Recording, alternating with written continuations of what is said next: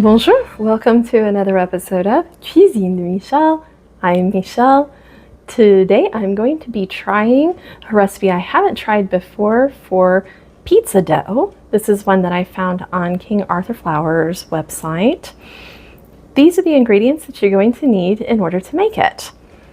We need some lukewarm water. You need 2 cups of that lukewarm water. Lukewarm means that you've got about 100 degrees approximately Fahrenheit.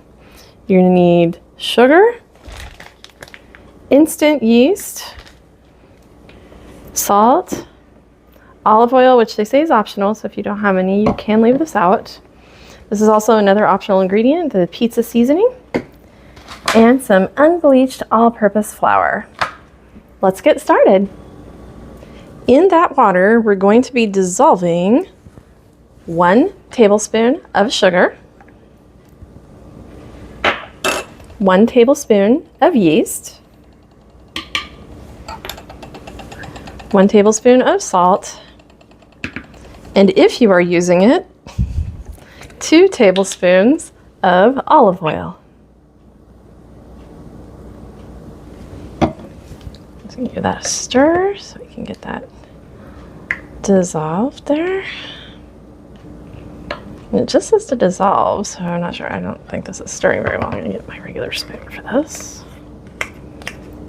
Let's switch out.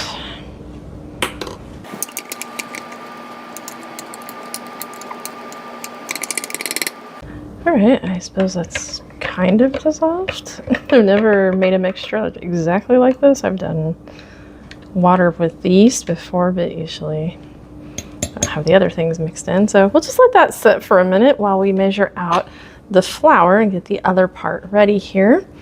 So in a nice big bowl, we're going to be measuring out 660 grams of this flour.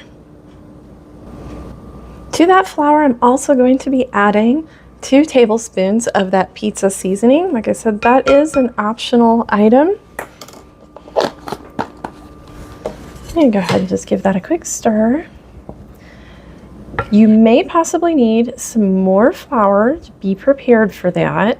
It does say that it's going to depend, of course, on your conditions and things like that. I'm going to add my mixture in here. I'm just going to give another quick stir before putting it in.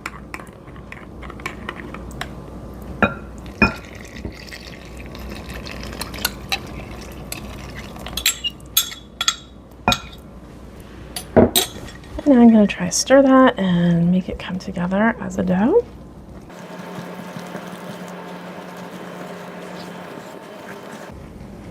It's starting to come together. It's looking good. Now at some point, I'm not going to be able to just stir it anymore. I'm going to actually have to take it out and start kneading it together, which I think is going to happen quite soon here. In fact, I'm going to knead it a little bit in the bowl before taking out to knead on the counter. I think that would be easier. Just kind of a shaggy dough. I don't think I'm going to need to add any extra flour in because it's already barely incorporating what's in there. Again, that's going to depend on your conditions, like how warm it is in the environment, how dry it is. Right now, of course, with it being winter, it's a little bit dry in our house. At least where we are. The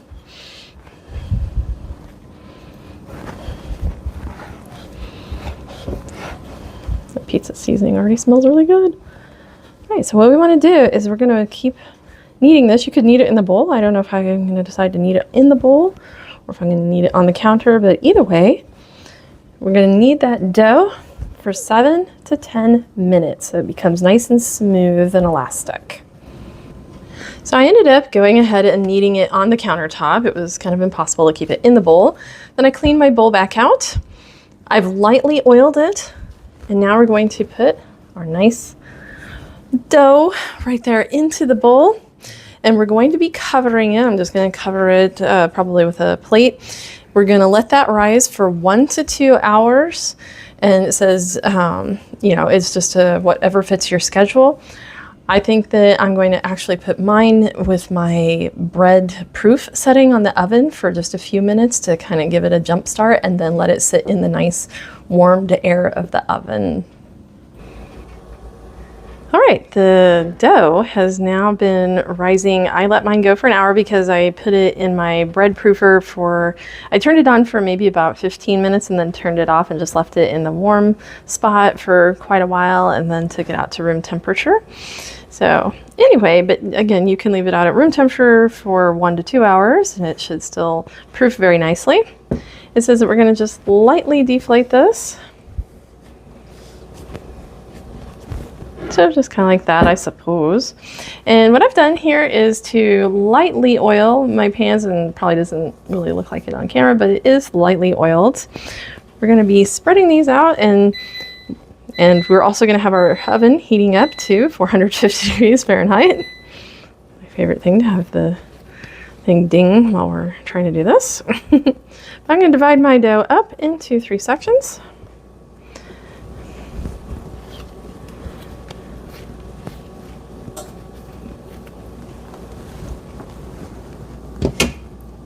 They may not be even, but that's okay. Now you can use a rolling pin to, this one's a little bit smaller pan, so I'm going to take a little bit from that and put it on the other. But either way, and take these and kind of try to just pat them out into the pan, like so.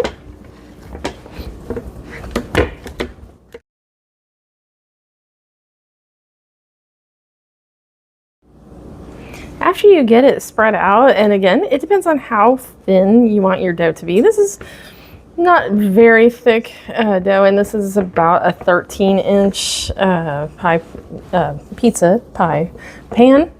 My other ones are a bit larger. Again, depending on how thick you want it to turn out, it was pretty easy to get it to spread out like this, so I don't feel the need to use a rolling pin at all, but if you do, go ahead. After that, top it with your pizza sauce and cheese. Then you're gonna pop it in that oven for 15 to 20 minutes. Once it comes out of the oven, take it directly to a cooling rack and let it sit there for 10 minutes before serving. And here we are at final plating. So I've already cut it up. You can see I threw some basil on top there. And it smells fantastic. I ended up going, I think, 18 minutes on my pizza because I think with the toppings and the level of cheese, that's when it started to look its best. So let's see how this is. Select one of my slices. I don't even know which one. They all look so beautiful. All right, we'll come over here. Oh, can't wait to try it.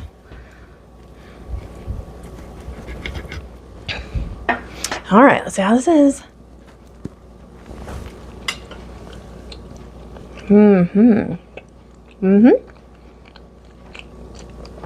Oh, very tasty. Perfect. It's not a super crispy crust, so you probably would have to go a little bit longer than the 18 minutes if you want it to get it to be a real crispy crust, but I don't think it's gonna come out super crispy just based on what I saw on the reviews and stuff like that. But I think it's wonderful. Excellent flavor. Highly recommend trying this. And thank you for joining me for another episode of Cuisine Michel. Please, please be sure to give this video a like, share it with your friends, subscribe to our channel if you're not already, leave us a comment, and we'll see you next time. Au revoir.